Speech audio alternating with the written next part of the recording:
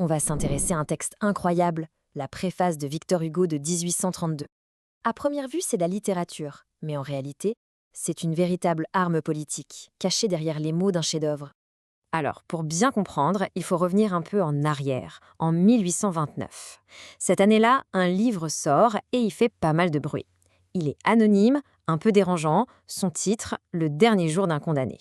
Et là, forcément, tout le monde se pose la question. Le sujet est choc. On suit les dernières pensées d'un homme qui va être exécuté. Mais est-ce que c'est juste pour le frisson ou est-ce qu'il y a autre chose derrière? Un message caché? Peut-être? Eh bien, c'est ce qu'on va voir. 3 ans plus tard, l'auteur sort du silence et là, le masque tombe. On est en 1832.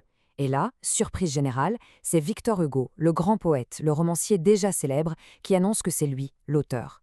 Et il n'a pas fait ça pour rien, il a un combat à mener. Il le dit lui-même très clairement, ce livre, ce n'est pas juste un roman, c'est un plaidoyer direct ou indirect pour l'abolition de la peine de mort. Voilà, les choses sont posées. Et il faut bien comprendre que pour Hugo, ce n'est pas juste une question de principe, une idée en l'air. Non, non, c'est quelque chose de très personnel.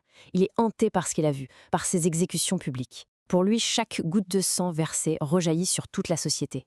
Alors, la question c'est pourquoi attendre 3 ans pour dire tout ça? Pourquoi en 1832 et pas avant? La réponse, elle se trouve dans le contexte politique de l'époque, et plus précisément dans l'hypocrisie qui a suivi la révolution de 1830. Imaginez un peu la scène des politiciens qui, hier encore, disaient que l'abolition c'était une utopie, un rêve impossible. Eh bien, tout d'un coup, ils changent d'avis. Pourquoi? Parce que 4 de leurs amis, des anciens ministres, risquent la guillotine. Et là, subitement, l'abolition devient une urgence humanitaire. Hugo, face à ça, est absolument écœuré. Et le pire dans tout ça, c'est qu'une fois les 4 ministres sauvés, eh bien, l'humanité, comme il dit, s'en alla. Fini les beaux discours, les exécutions reprennent, mais cette fois pour les gens du commun. La guillotine se remet au travail. Voilà pourquoi Hugo sort du bois. Face à ce spectacle, il comprend qu'il ne suffit plus de critiquer les politiciens. Non, il faut aller plus loin. C'est la société tout entière qu'il va mettre en procès. Et pour ça, il va déconstruire, un par un, tous les arguments en faveur de la peine de mort.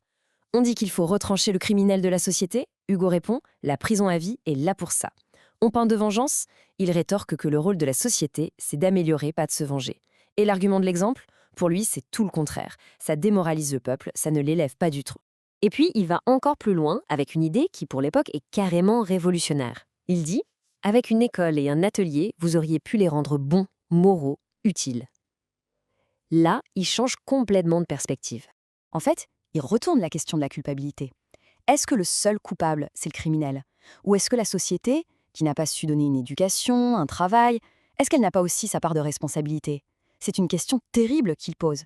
Mais Hugo n'est pas juste là pour démolir. Il propose aussi, il construit. Et ce qu'il imagine, c'est une vision de la justice qui est incroyablement moderne. Écoutez bien ça.